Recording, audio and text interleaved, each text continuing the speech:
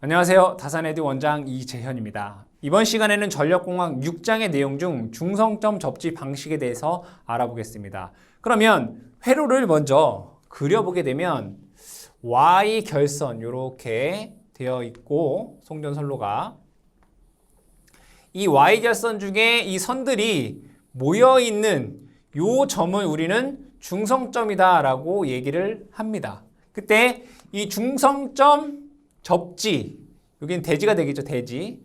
이 대지와 이 중성점을 어떻게 연결하느냐.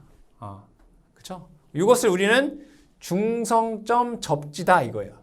그러면 여기에 있는 이 중성점과 대지 간의 임피던스에 따라서 여러 가지 종류의 중성점 접지 방식이 존재하게 됩니다. 그래서 이러한 중성점 접지 방식 종류별 우리가 특징들을 알아보겠습니다. 그러면 이 중성점 접지 방식 종류에 따라서 어떠한 것에 영향을 주느냐를 알아보게 되면 첫 번째로는 송전선로죠. 송전선로와 기기의 절연 레벨을 결정합니다. 그러니까 송전선로나 여기에 사용되는 기기의 뭐를 절연 레벨을 결정한다. 즉 어떠한 중성점 접지 방식을 쓰느냐에 따라서 송전선로나 기기의 절연 레벨을 결정을 한다 이런 얘기입니다. 두 번째로는 이 전력선 주변에 통신선이 지나가면 이 통신선에 어떠한 이상전압이 유도가 됩니다. 이걸 뭐라고 하냐면 통신선 유도 장애의 크기를 또 영향을 주더라 이런 얘기예요. 자, 세 번째는 우리가 송전하는 데 있어서 고장이 안 날 수가 없겠죠. 그럼 고장이 나면 뭐가 동작할까요? 보호 개전기가 동작을 합니다. 그래서 보호 개전기의 동작에 영향을 주더라. 중성점 접지 방식이. 자, 네 번째로는 어떤 계통의 안정도에 영향을 줍니다. 그래서 중성점 접지 방식을 어떤 것을 하느냐에 따라서 크게 뭐 세세하게 여러 가지가 있지만 크게 보자면 기기의 절연 레벨, 통신선 유도장애, 보호개전기의 동작, 그리고 계통의 안정도에 영향을 주더라 이런 얘기예요. 그러면 첫 번째로는 이 중성점 접지 방식의 목적에 대해서 한번 볼게요. 중성점 접지 방식의 목적. 첫 번째로는 여기에 만약에 지락사고가 발생했다라고 보겠습니다. 일선 지락. 우리 계통에서 사고 제일 많은 게 일선 지락 사고라고 했죠. 일선 지락 사고가 사고의 70에서 80% 정도가 된다라고 했습니다. 일선 지락 사고가 발생을 하게 되면 얘는 지락이 발생된 상이고 얘와 얘는 지락이 발생하지 않은 상이죠. 사고가 없는 상이란 말이에요. 그래서 이 사고가 발생하지 않은 상을 우리는 뭐라고 하냐면 건전상 이렇게 얘기를 해요. 지락 사고가 발생을 하게 되면 선로에는 얘와 얘 간의 정전 용량, 얘와 얘 간의 정전 용량, 얘와 얘 간의 정전 용량이 있습니다. 그럼 이 지락 전류가 어디로 흐르겠어요? 여기로 이렇게 흐르잖아요. C를 통해서 흐른단 말이에요. 그럼 이 지락 전류는 위상이 90도, 진상의 전류가 흐르게 됩니다. 그럼 C는 전하를 저장하는 애예요. 전압이 높아진단 말이에요. 즉 일선 지락 사고 시 건전상 대지 전위가 상승하게 돼요. 그래서 이 중성점 접지 방식의 목적 중 첫 번째는 지락 사고 시 건전상 대지 전위를 억제하는 목적이 있다 이거. 이 건전상 대지 전위를 억제함으로 인해서 선로나 기기의 절연 레벨을 뭐한다? 경감하기 위해서 중성점 접지를 한다. 여기 써 있잖아요. 선로나 기기의 절연 레벨을 영향을 준다. 중성점 접지 방식이. 자, 두 번째로는 만약에 이 선로에 낙뢰가 발생했어요. 낙뢰. 우리가 원하는 전압이 아니잖아요. 이걸 우리는 뭐라고 해요? 이상 전압이다라고 얘기를 하죠. 그러니까 원치 않은 거예요. 그럼 이상 전압을 어떻게 외부로 흘려 보내야 되잖아요. 중성점 접지 방식의 목적 두 번째는 이상 전압을 경감, 작게 하거나 또는 억제하기 위해서 중성점 접지를 한다. 이런 얘기입니다. 세 번째. 자, 지락이 발생하면 사고죠. 사고. 그럼 사고가 발생하면 뭐가 동작하죠? 보호개전기가 동작을 합니다. 그래서 보호개전기의 동작을 확실하게 한다 이거예요. 동작 확보, 그걸 이렇게 얘기해요. 사고가 발생하면 보호개전기가 확실하게 동작하기 위해서 중성점 접지를 한다. 네 번째로는 중성점 접지 방식 중에 소호 리액터 접지 방식이라는 게 있습니다. 소호 리액터 접지 시 지락 전류를 소호하여 지락 전류를 제거하여 송전을 지속하게 하기 위함이다. 결국엔 뭐냐면 지락 사고가 발생하더라도 이 지락 전류를 소멸하여 송전을 지속하게, 즉 안정도를 향상시키기 위해서다. 그러니까 결국에는 얘의 말은 뭐냐면 안정도를 향상하기 위해서 중성점 접지를 한다. 이게 중성점 접지의 목적이 됩니다. 목적. 자, 두 번째로는 이 중성점 접지 방식의 종류에 대해서 알아보겠습니다. 어떠한 종류가 있느냐. 그럼 여기서 중성점 접지를 하는 데 있어서 이 중성점과 대지 간의 임피던스를 GN이다라고 한다고 했어요. 그럼 이 GN이 뭐냐에 따라서 종류가 다르더라 이거예요. 첫 번째로는 만약에 이 GN이라는 값이 무한대다 이거예요. 무한대.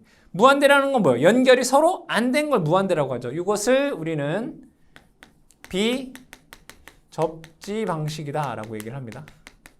비접지 방식. 두 번째, 요 GN이라는 게 0이다 이거예요. 0.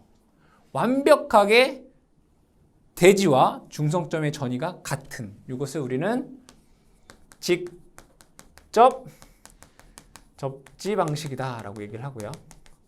세 번째, 요 GN이라는 값이 저항으로 구성되어 있다 라고 하면 얘를 저항 접지 방식이다 라고 얘기하고, 네 번째, 요 GN이 코일로 되어 있어요. 오메가 L 코일로 되어 있다. 이것을 우리는 소호 리액터 접지 방식, 리액터 접지 방식이다 라고 얘기를 합니다. 이 소호 리액터 접지 방식을 다른 말로 우리는 PC 접지 방식이다 라고 얘기를 합니다. 여기에서 PC라고 하는 P는 피터센 사람의 이름입니다. C는 코일이에요.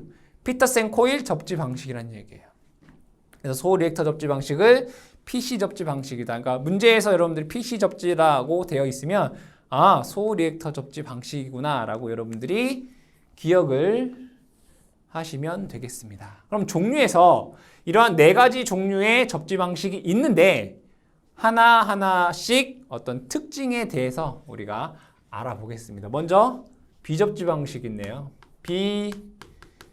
비접지 방식. 비접지 방식은 접지를 하지 않는다라는 거잖아요. 그러면 중성점이 없어도 되겠네요. 그럼 중성점이 없다. 델타 결선이 이렇게 있겠다. 델타 결선이 비접지 방식의 가장 대표적인 방식이 되겠죠. 자, 이렇게 있고 대지가 이렇게 있다라고 보겠습니다. 그리고 선로와 대지 간의 정전 용량이 이렇게 존재할 것입니다. 이렇게 존재를 하겠죠. 그러면 이 상태에서 만약에 지락사고가 이렇게 발생이 됐게, 그럼 여기 흐르는 전류는 IG 이렇게 돼요. 그럼 이 지락 전류는 모두 어디로 흐를까요? 모두 이쪽으로 흐를 수밖에 없겠다. 그럼 이 지락 전류 IG의 값은 얼마가 될까요? 3 오메가 C 2 돼요.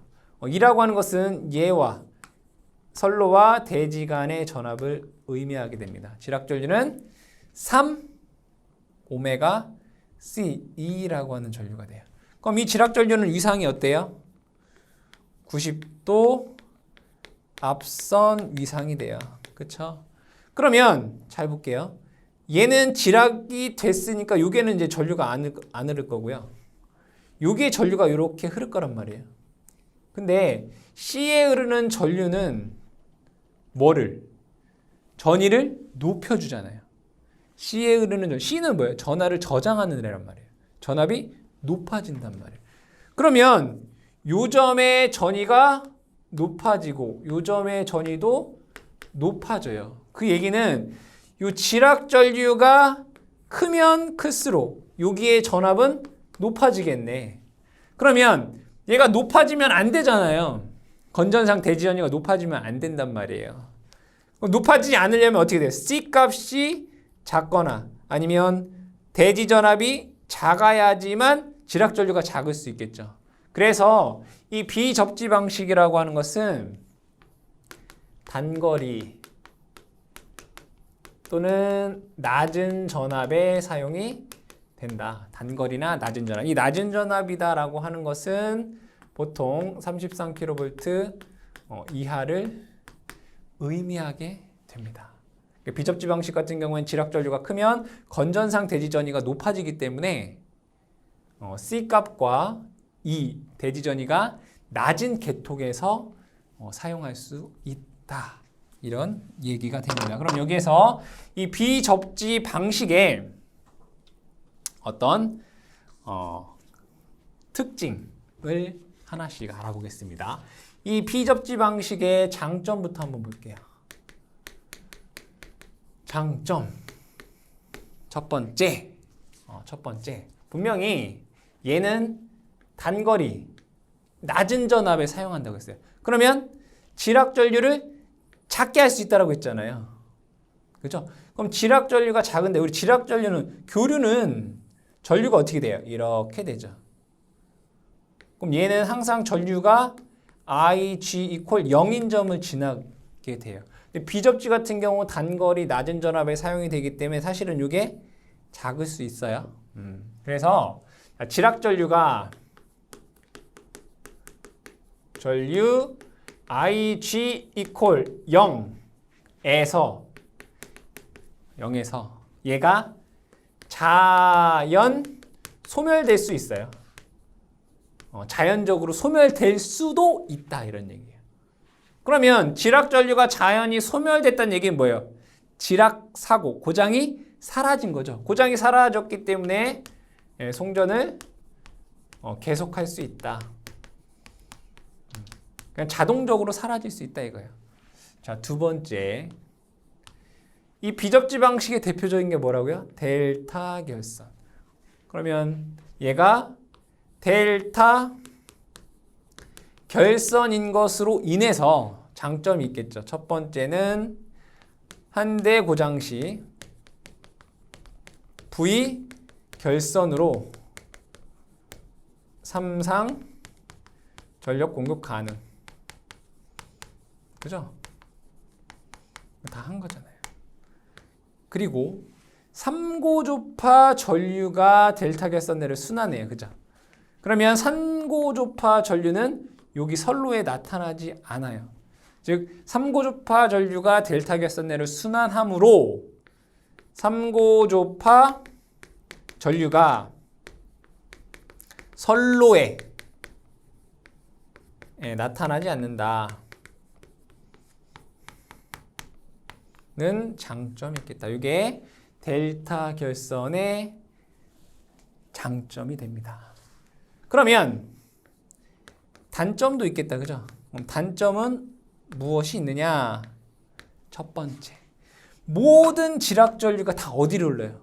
여기를 흐른다고요. C를 통해서. 그럼 여기의 전압이 높아져요, 이렇게. 그쵸? 그래서 지락사고 시. 왜 우리가 자꾸 지락사고만 얘기할까요? 지락사고가 아까도 얘기했지만 70에서 80%니까. 지락사고 시 건전상 대지 전위가 상승이 돼요. 건전상 대지 전위가 어떻게 된다고요? 상승한다 이거. 이론적으로는 루트 3배예요. 상규 대지 전압에 즉 사고가 나지 않았을 때 루트 3배예요. 근데 최대 6배까지도 상승할 수 있다. 지락사고 시 건전상 대지 전위가 상승한다. 두 번째. 자, 대지 전위가 상승하게 되면 사고는 분명히 여기서 났어요. 근데 여기에 전압이 자꾸 높아져요. 그러면 전압이 높아지면 얘가 절연을 견딜 수 있는 한계치의 전압이 있을 거 아니에요. 그 전압보다 높아질 수가 있단 말이에요. 그럼 여기에서 무슨 절연 파괴가 일어날 수도 있겠죠. 즉 지락사고가 발생했는데 그 지락사고 말고 그 다음 절연 파괴 사고가 발생할 수 있어요. 그러니까 사고가 2차 사고로 뭐가 될 수 있어요? 확대될 수 있다. 그러니까 원래는 지락사고만 있었는데 얘가 건전상 대지 전위가 높아져서 그거에 의한 절연 파괴 사고가 발생해서 다른 곳까지 사고가 확대될 수 있다는 얘기죠. 2차 사고로 확대될 수가 있다. 그래서 그럼 어떻게 돼요? 얘네들의 절연 레벨을 더 높여줘야 되겠죠. 그래서 기기, 선로나 기기의 절연 레벨을 상승해줘야 된다 이거예요. 그러면 얘가 절연 레벨을 높여준다는 얘기는 뭘까요? 애자를 더 많이 쓰거나 절연을 더 많이 해주거나 이렇게 해줘야 된다 이거예요. 그 얘기는 다 뭘로 나타날까요? 비용 상승으로 나타나겠죠. 이것이 비접지 방식의 장점과 단점이 되겠습니다. 이건 여러분들이 다 암기하셔야 되는 내용입니다. 자, 두 번째는 직접 접지 방식에 대해서 알아보겠습니다. 두 번째,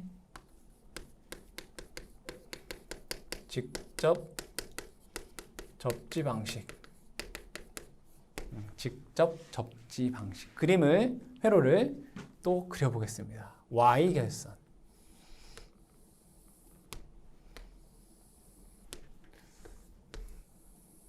대지가 이렇게 있습니다.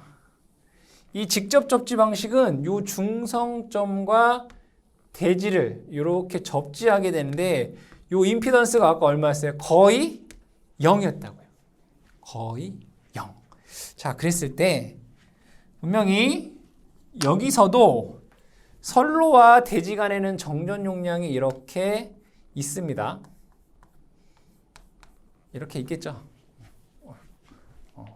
이랬을 때 만약에 지락사고가 여기서 이렇게 발생했다라고 볼게요. 이렇게.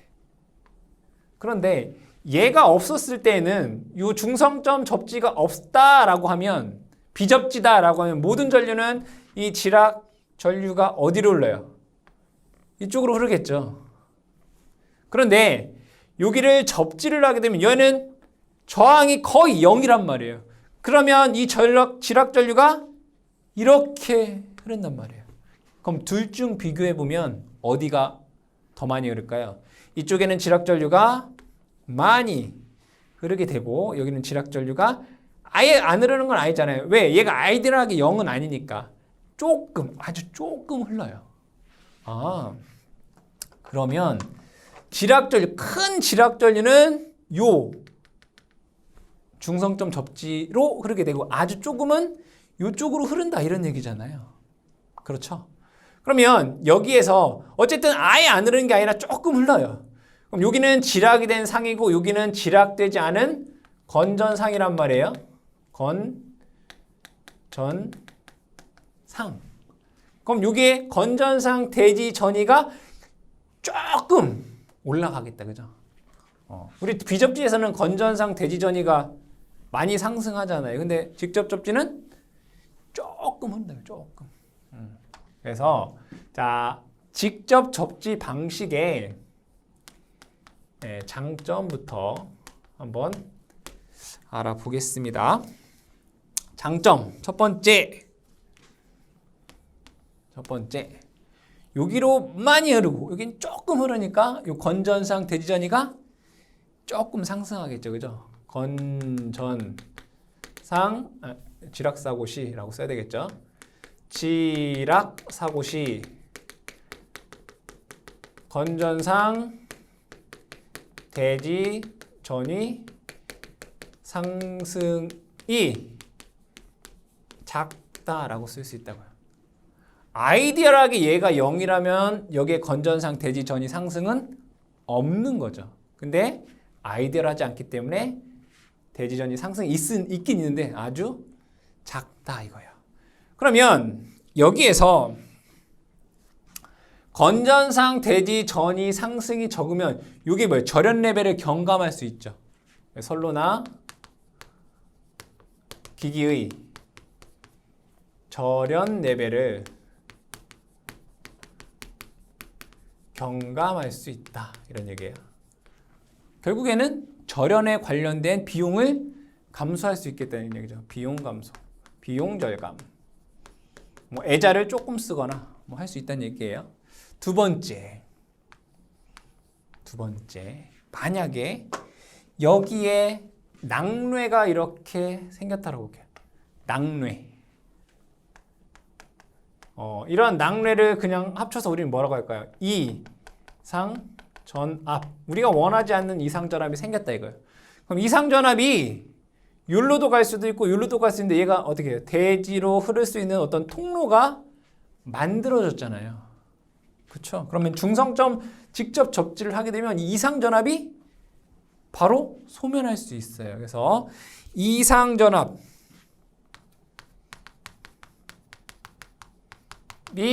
경감이 돼요. 그러므로 인해서 피레기는 낙뢰로부터 설비를 보호하는 장비가 피레기인데 피레기의 부담이 줄어든다. 그렇죠? 그럼 피레기의 부담이 줄어든다는 얘기는 결국은 피레기의 용량을 전격 전압을 작은 거 쓸 수 있겠다. 그죠? 피레기의 전격 전압 감소. 그러니까 전격 전압을 작은 걸 써도 된다 이거. 전격 전압이 감소됐다라는 게 아니라 전격 전압이 작은 걸 쓸 수 있다. 이것도 마찬가지로 결국엔 뭐예요? 비용 절감이 된다는 얘기죠. 세 번째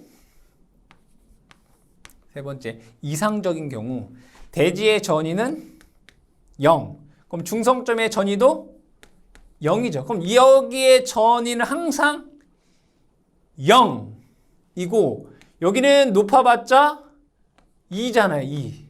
그러면 요점의 전위는 항상 0이기 때문에 절연을 적게 해도 되고요. 중성점 부분은. 그러니까 이 부분은 절연을 좀 적게 하고 이 부분은 절연을 많게 하는 거예요. 그럼 얘는 뭐 할 수 있다는 얘기예요? 단계적으로 절연을 할 수 있다는 얘기예요. 그래서 중성점 전위가 거의 0이므로 뭘 쓸 수 있냐면 단절연 변압기를 채용 가능. 그러면 결국에는 단계적인 절연을 한다는 얘기는 절연을 덜 해도 된다는 얘기죠. 그 얘기는 단계적인 절연을 할 수 있기 때문에 설비의 중량이 줄어들겠죠. 그럼 중량이 줄어드는 얘기는 당연히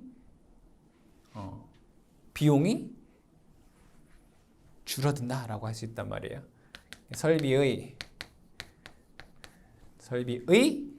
중량이 감소가 되고 당연히 비용도 줄어들 수가 있습니다. 자, 네 번째. 네 번째. 지락사고가 발생하게 되면 분명히 여기로는 조금 흐르고 여기로는 많이 흐른단 말이에요. 그럼 우리는 보호계전기가 알아보기 쉽겠죠. 사고가 나면 무조건 지락전류가 많이 흐르기 때문에 얘가 사고인지 아닌지를 명확히 판단할 수 있다 이거예요. 그래서 지락전류가 크므로 보호계전기의 동작이 확실하다 이거예요. 지락전류가 무조건 크기 때문에 얘는 보호계전기의 동작이 확실하다. 다섯 번째, 단선사고 시 단선사고가 나면 우리가 선이 끊어지면 이상전압이 발생하겠죠. 단선사고 시 이상전압이 경감돼요. 왜? 낙내마저도 이상전압이 발생하는데 이 이상전압이 대지로 방전이 되잖아요. 마찬가지로 단선사고에 의한 이상전압을 감소할 수 있다라고 하는 장점이 있습니다. 그러면 이 직접 접지 방식에 단점도 있겠죠? 단점을 알아보자. 이 직접 접지 방식의 단점은 다 이것 때문에 그래요. 지락전류가 크다. 그러니까 단점은 뭐 때문에 생긴다? 지락전류가 크기 때문에 생기는 문제들이다. 첫 번째로는 직접 접지에서 지락전류가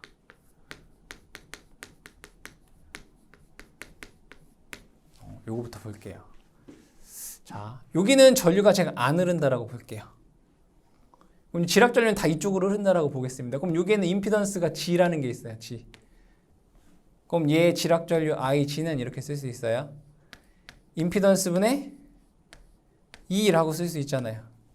근데 우리 선로에 임피던스는 R과 L인데 R은 거의 무시할 수 있고 X분의 E 이렇게 쓸 수 있단 말이에요. 그럼 지락전류는 다 뭐예요? 거의 지상분 전류란 말이에요. 그래서 지락전류가 저역률 대전류다라고 했어요. 그죠? 지락전류는 저역률 대전류예요. 그러면 지락사고가 나면 무조건 지락전류가 크니까 보호계전기가 확실히 차단해요. 그죠? 보호계전기의 동작이 확실해요. 그럼 보호계전기의 동작이 확실하다는 얘기 차단기를 끊어버린다는 얘기예요. 그러면 얘는 송전이 안 되겠다.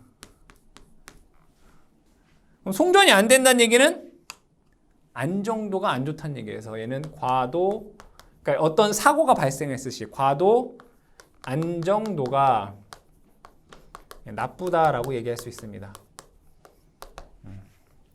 그 다음에 두 번째.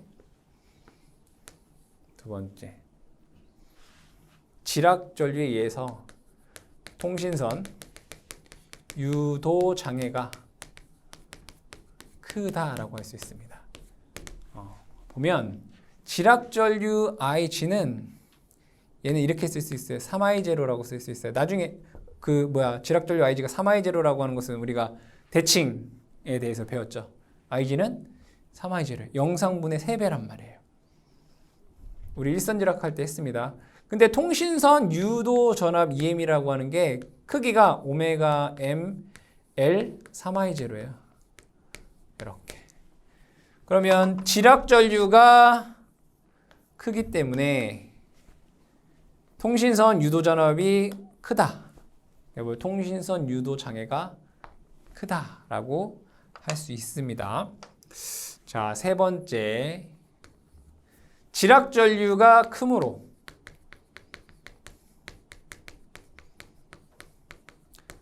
이 지락전류에 의한 기기의 충격이 크다.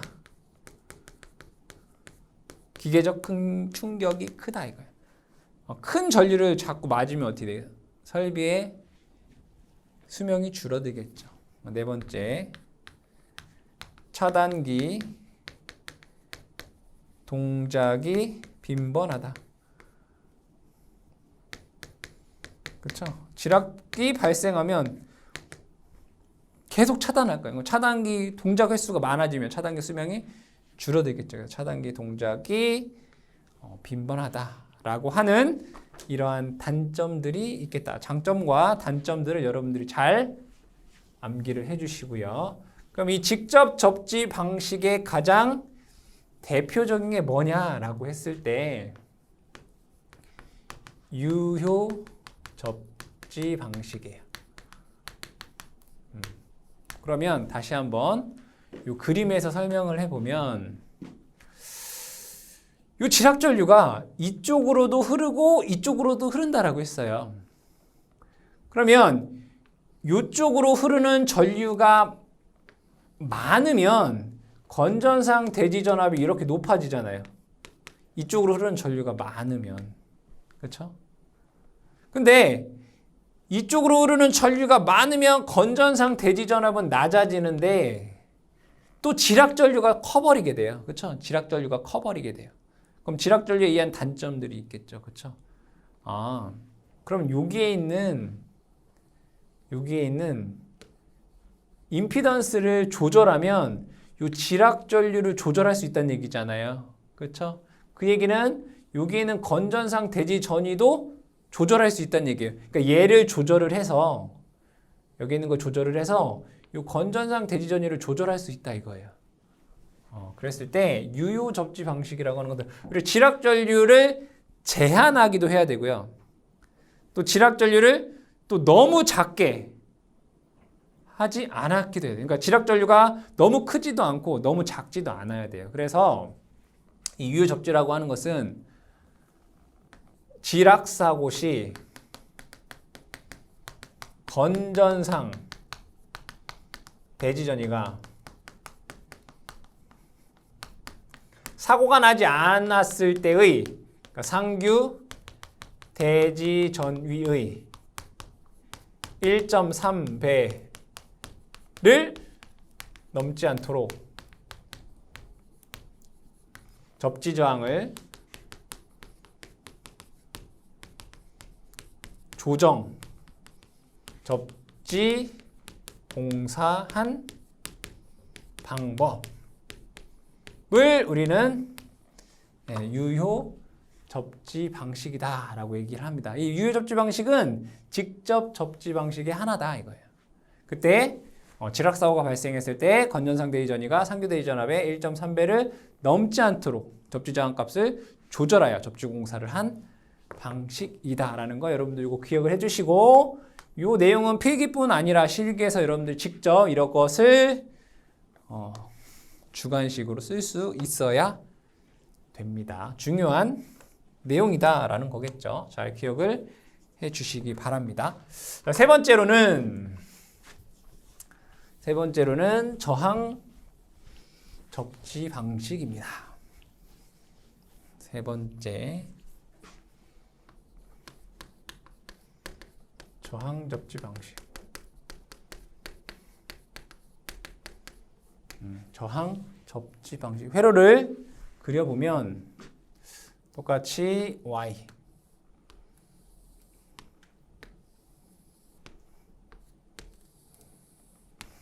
대지가 이렇게 있습니다. 그리고 이 중성점의 저항으로 이렇게 접지를 한 거예요. 그럼 여러분들 이 저항을 왜 쓸까요? 저항을 왜 쓸까요? 분명히 선로와 대지 간의 정전 용량이 이렇게 있고요. 지락사고가 발생을 하게 되면 전류가 이렇게도 흐르고 이렇게도 흐른다라고 했어요. 그러면 여기 있는 저항을 왜 사용하느냐라고 했을 때 얘를 뭐 할 수 있어요? 가변할 수 있겠죠? 결국에는 이 저항을 쓰는 이유는 지락 전류를 뭐 하기 위해서? 제한하기 위한 거예요. 뭘 한다고요? 지락전류를 제한하기 위한 것이다. 그러면 여기에서 이 저항에 따라서 크기에 따라서 저항이 너무 작은 또는 너무 큰 거라고 했을 때 저항이 크다라고 하면 고저항 접지 방식이다라고 하고요. 저항이 작은 것을 우리는 저항 접지 방식이다라고 얘기를 합니다. 그러면 이 고저항 접지 방식은 이게 저항값이 약 100에서 한 1000옴 정도의 접지 저항 방식을 우리는 고저항 접지 방식이다라고 얘기하고 저저항 접지 방식이라고 하는 것은 30옴 이하의 접지 방식에 대해서 우리는 저저항 접지 방식이다라고 얘기를 합니다. 이때 이 저항값이 고저항보다 훨씬 커버리면 무한대나 뭐 별 다름 없겠죠. 이때를 우리는 비접지 방식이다라고 볼 수 있고, 만약에 저항이 훨씬 더 작으면 거의 0에 가까우면 얘를 우리는 뭐라고 할까요? 직접 접지 방식, 이렇게 얘기할 수 있겠죠. 이렇게 얘기할 수가 있겠다. 이게 저저항 접지 방식의 종류가 됩니다. 그러면 이 접지 방식의 특징을 알아보자 이거야. 특징을 알아보겠습니다. 만약에 이 저항이 너무 작다라고 볼게요. 이 저항이 너무 작아요. 그러면 이 저항이 작으면 어떻게 될까요? 지락전류가 커버리게 돼요. 저항이 작으면 어떻게 된다? 지락전류가 커버리게 돼요. 그럼 이 지락전류가 크기 때문에 어떠한 일이 발생해요? 거의 직접 접지와 같겠죠. 통신선 유도장애가 커지게 돼요. 통신선 유도 장애가 발생한다. 얘는 거의 직접 접지와 같은 상태가 되겠죠. 그러면 반대로 저항이 커버리면 어떻게 될까요? 저항이 커버리면 지락전류 중에서 여기 있는 저항값이 크니까 이쪽으로 흐르는 지락전류는 줄어들게 되고 이쪽으로 흐르는 지락전류는 또 커버리게 돼요. 그러면 C를 통해서 전류가 흐르니까 건전상 대지전이가 높아지게 되겠죠. 그래서 저항이 너무 커버리게 되면 건전상 대지전이가 어떻게 돼요? 상승하더라 이거예요. 그러면 자, 이 저항이 커버리면 거의 비접지니까 건전상 대지전이가 상승하니까 별로 좋은 게 아니에요. 근데 저항이 줄어들면 건전상 대지전이 상승은 작잖아요. 근데 지락전류가 커버려요. 그리고 그에 따른 통신선 유도장애가 발생하더라 이거예요. 그러면 그 대책으로 뭐가 있냐면 여기를 한 곳에 접지하는 게 아니라 이렇게 여러 곳에 다중접지를 하는 거예요. 다중접지. 그럼 다중접지를 하게 되면 얘가 병렬로 연결되어 있으니까 저항값은 감소하게 돼요. 근데 지락전류는 크긴 큰데 이 지락전류가 여기에 나누어서 지락전류가 흐르기 때문에 이 주변의 통신선 유도 장애는 또 경감이 될 수 있어요. 즉 여기에서 대책으로 어떻게 할 수 있다고요? 다중 접지 방식을 통해서 통신선 유도 장애는 줄여줄 수가 있다. 하지만 비효율적이기 때문에 우리나라 계통은 이 저항 접지보다는 뭘 쓴다고요? 직접 접지 방식을 사용한다 라는 정도 여러분들이 기억을 해주셔라. 다중 접지 방식은 여러 곳에 접지를 해야 되니까 사실은 접지에 대한 비용이 증가하겠죠. 그래서 직접 접지 방식을 쓴다라고 여러분들이 생각을 해주시면 되겠습니다. 그 다음에 마지막 네 번째 소호 리액터 접지 방식을 보겠습니다. 소호 리액터 접지 방식. 얘도 마찬가지로 그림을 그려줘야 되겠죠. 회로가 이렇게 있다라고 보겠습니다.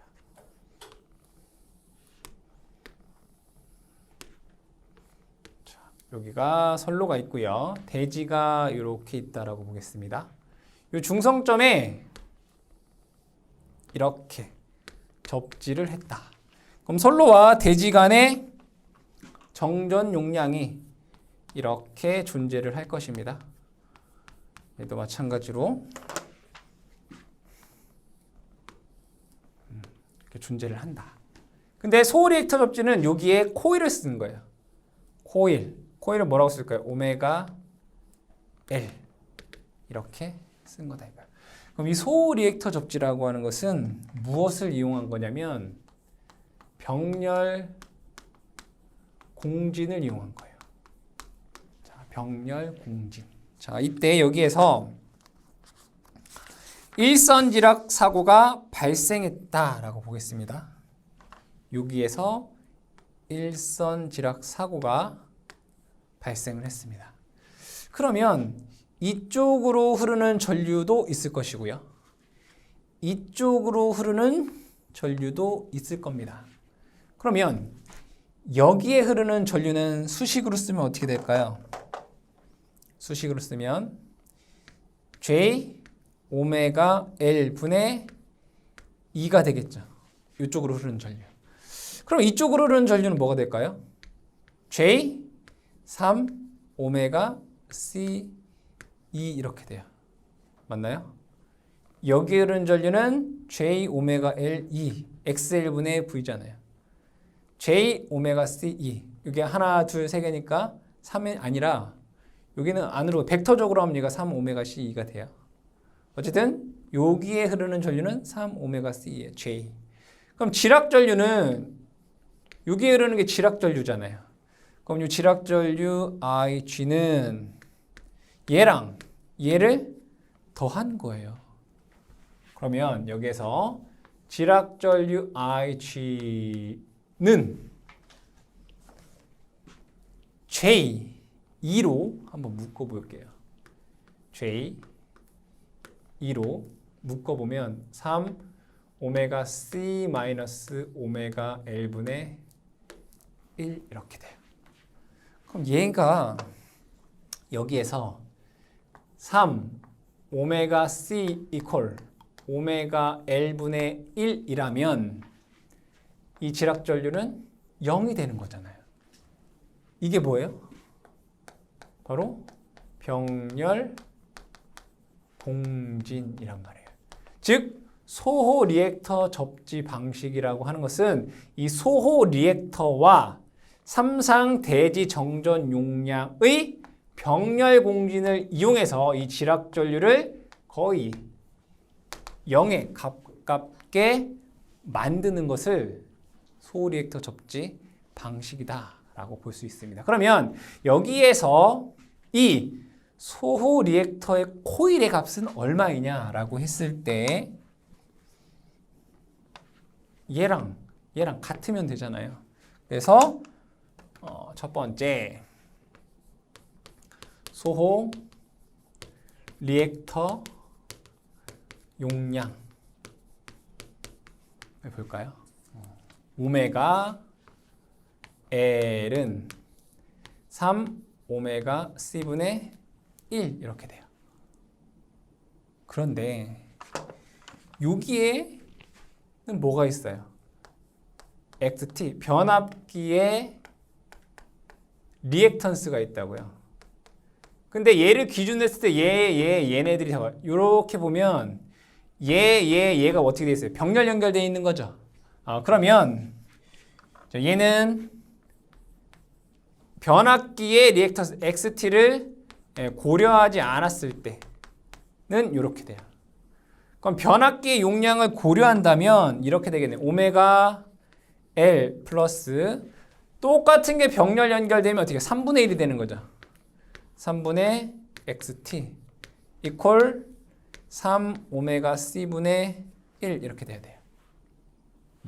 그럼 여기에서 오메가 L은 3 오메가 C분의 1 마이너스 3분의 XT가 돼요. 그러니까 얘는 변압기의 리액턴스를 고려했을 때, XT를 고려했을 때에 대한 공식이 된다. 이 두 가지를 여러분들이 또 기억을 하셔야 됩니다.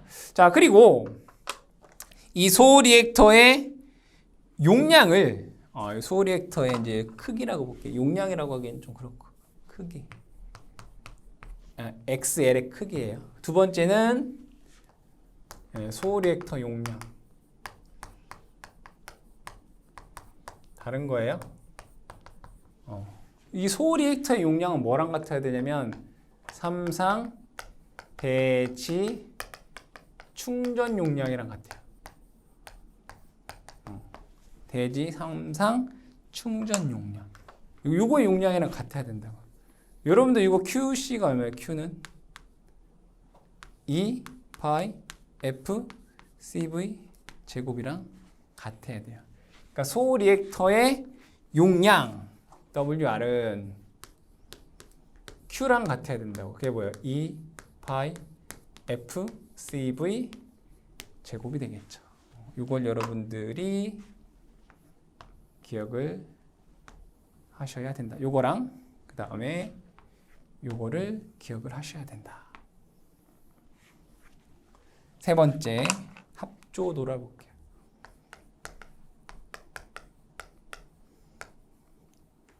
합조도.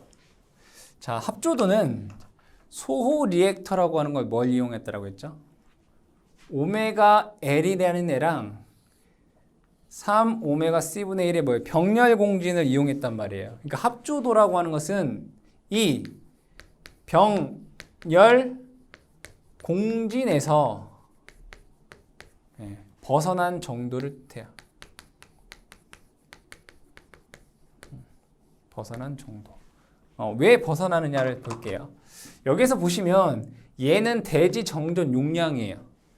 그러면 이 대지 정전 용량이라고 하는 것은 어떤 날씨라든가 상황에 따라서 이 값이 뭐예요? 변동할 수 있다고요. 그쵸? 얼마든지 C값은 변동할 수 있어요. 날씨라든가 어떤 기후, 상황, 계절에 따라서. 그러면 얘가 고정되어 있으면, 이 값이 고정되어 있으면 병렬 공진을 할 수가 없단 말이에요. 그래서 얘는 항시 요 코일에 탭을 설정해요. 탭. 그래서 얘를 결국엔 얘를 뭐 하냐면 가변할 수 있다는 얘기예요. 가변. 그럼 얘를 가변하면 이 병렬 공진일 때도 있고 병렬 공진이 아닐 때도 있잖아요.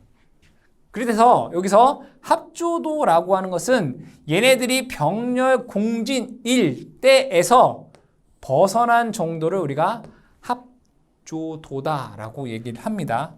그러면 이 합조도에 대한 공식은 P라고 쓰고 IC 분의 I-IC라고 쓸 수 있습니다. 이게 백분율로 하게 되면 이게 합조도예요. 그럼 이것을 식으로 한번 써보겠습니다. P는 IC라고 하는 것은 크기만 나타내면 크기만 3 오메가 C2가 되고요. I, L이죠 정확히. 소 리액터에 흐르는 전류 IL입니다. IL은 오메가 L분의 2가 되고요. 마이너스 3 오메가 C가 돼요. 곱하기 100분율. 그럼 여기에서 얘가 0보다 이 합조도가 0이다 라고 할 수 있죠. 얘랑 얘랑 같으면 합조도가 0이에요. 이건 뭐죠? 병렬 공진이 됐다 이거예요. 근데 이 합조도 P가 0보다 크다라고 하면 얘를 뭐라고 하냐면 과보상 이렇게 얘기해요. 뭐라고 해야 돼요? 과보상. 그러면 이 값이 0보다 크다는 얘기잖아요. 이게 이 빼먹었네. 그럼 여기에서 이렇게 약분할까 이렇게. 과보상은 이게 0보다 크면 분자 이게 0보다 크다는 얘기예요. 결국에는 오메가 L분의 1 마이너스 3 오메가 C가 0보다 크다 이거예요. 그럼 얘로부터 오메가 L이 3 오메가 C분의 1보다 작으면 그렇게 돼요.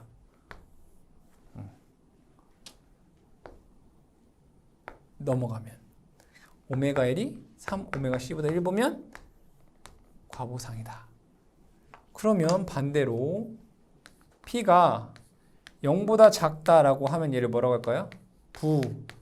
부족보상 이 얘기잖아요. 그럼 얘가 오메가 L분의 1이 마이너스 3 오메가 C가 0보다 작다 이거잖아요. 그럼 얘를 쓰면 오메가 L이 3 오메가 C분의 1보다 크면 부족보상이 되더라 이거예요.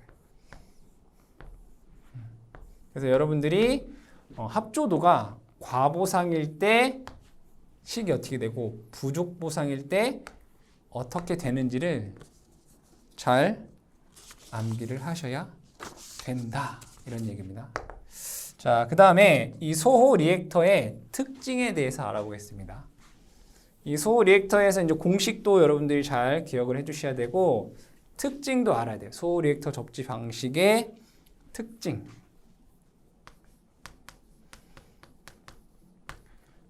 첫 번째는 이 소호 리액터 접지 방식은 IG가 거의 0이다라고 했어요.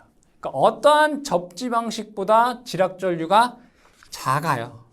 일선 지락전류가 작기 때문에 얘는 지락전류가 작으면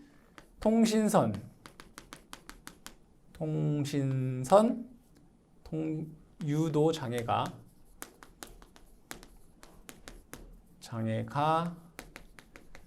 적다라고 할 수 있어요. 두 번째, 자, 지락전류가 0이면 고장이 아닌 거잖아요. 그죠? 보호계전기가 동작할 수 없어요. 그러면 얘는 뭐예요? 계속 송전이 가능하다 이거예요. 그 얘기는 과도 안정도가 좋다 라고 쓸 수 있습니다. 계속, 그러니까 즉 사고가 났어도 지락전류가 작기 때문에 보호계전기가 동작을 안 해서 송전을 계속할 수 있어요. 그래서 과도 안정도가 좋다라고 할 수 있습니다. 세 번째, 지락전류가 0이기 때문에 보호계전기가 동작 안 한다라고 했어요. 그죠? 고장 검출이 어렵다.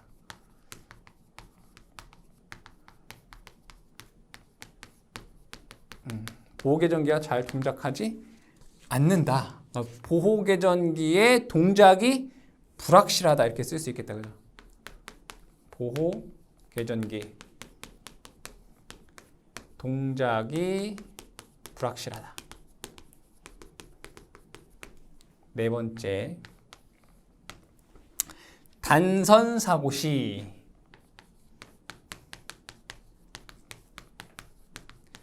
우리 직접 접지 방식에서는 이상 전압이 작다라고 했는데 얘는 단선 사고 시 이상 전압이 크다 라고 볼 수 있습니다. 왜 크냐면 단선 사고가 발생하게 되면 지금 저기에 있는 병렬 공진이 직렬 공진으로 바뀌어요. 단선 사고 시 직렬 공진에 의한 이상 전압이 크다라고 하는 단점이 있겠고, 다섯 번째는 피터센 코일이 설비가 비싸다. 고가이다. 이렇게 쓸 수가 있습니다. 이게 소호 리액터 접지 방식의 장점이 되겠고요. 3, 4, 5번이 단점이 된다. 이 장점과 단점을 구분해서 여러분들이 암기를 해주시기 바랍니다. 다섯 번째는 여러분들 교재에 있는 건데 한번 적어 보겠습니다. 접지 방식별 비교를 해보겠습니다. 접지 방식별 비교. 우리가 저항 접지는 별로 얘기할 것이 없고 비접지 방식과 직접 접지 방식과 소호 리액터 접지 세 가지를 보겠습니다. 하나는 비접지 방식, 하나는 직접 접지 방식, 하나는 소호 리액터 접지 방식. 이 세 가지를 비교해 보겠습니다. 여러분들 교재에 있는 거랑 순서가 조금 다르니까 여러분들 암기하기 편하도록 재구성한 거니까 앞에 있는 내용을 보시면 되겠습니다. 첫 번째는 대지전이 상승이 어떠냐?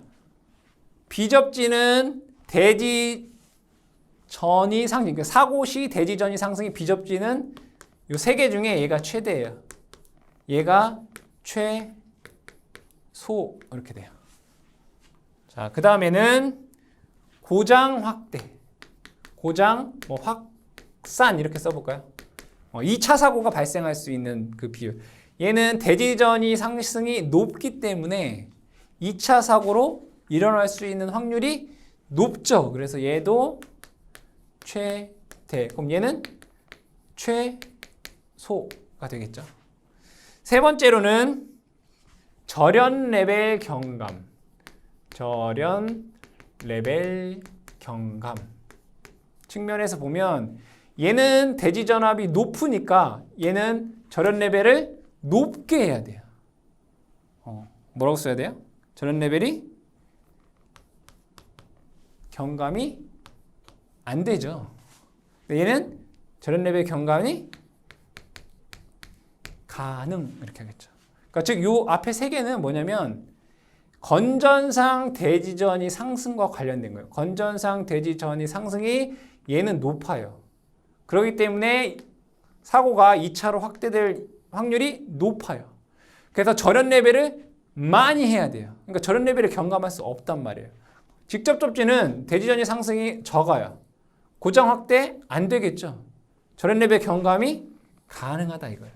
이 앞에 세 개 같은 경우는 비접지와 직접 접지와의 관계를 비교를 한 거다 이거예요. 자, 네 번째는 보호개전기. 보호개전기의 어떤 동작이 어떠하느냐 이거예요. 얘는 직접과 소호 리액터의 비교예요. 자, 그러면 요거를 하기에 앞서 지락전류를 먼저 볼게요. 지락전류. 지락전류의 크기. 자, 직접 접지 방식은 지락전류가 최대예요. 소호는 지락전류가 최소예요. 그렇죠? 얘는 지락전류가 최대고 얘는 지락전류가 최소가 돼요. 얘는 거의 0이니까. 그러면 여기에서 보호개전기가 동작에 대해서 보자 이거예요. 얘는 지락전류가 크기 때문에 보호개전기 동작이 어때요? 확실하죠.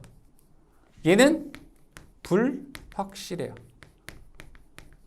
보호개전기의 동작이 불확실하다. 그렇죠? 유도장애 볼게요. 유도장애. 지락전류가 크면 유도장애가 크다. 지락전류가 작으니까 유도장애가 적다. 이렇게 돼요. 마지막으로 안정도 볼게요. 소호는 지락전류가 작기 때문에 보호개전기가 동작을 안 해요. 고장이 아닌 줄 안단 말이에요. 그래서 전력 공급을 해요. 그래서 얘는 과도 안정도가 얘는 최고로 좋아요. 얘는 과도 안정도가 나쁘다. 그렇죠? 이렇게 여러분들이 비교할 수 있다. 그러면 얘는 이 비접지 방식과 직접 접지 방식의 비교는 다 어디서부터 오는 거예요? 건전상 대지전이 상승으로부터 비교가 이렇게 가능할 것이고요. 그렇죠? 그 다음에 이 직접 접지와 소호 리액터가 확실히 구분되는 건 뭐예요? 바로 지락전류, 즉 고장전류에 의해서 나머지 4개가 구분이 된다. 그래서 여러분들이 건전상 대지전에 의해서 비접지와 직접 접지를 비교하고 지락전류의 크기를 통해서 직접 접지와 소리액터 접지를 비교해서 여러분들이 암기를 해주시면 되겠다. 문제에서는 어떻게 나오냐면 다음 중 고장전류가 가장 작은 접지 방식은 이렇게. 다음 중 과도한 정도가 가장 나쁜 접지 방식은 뭐 이런 식으로 문제가 출제가 되기 때문에 여러분들 이건 한 번 정도만 잘 정리해 놓으면 충분히 어렵지 않게 내용을 이해하실 수가 있겠습니다.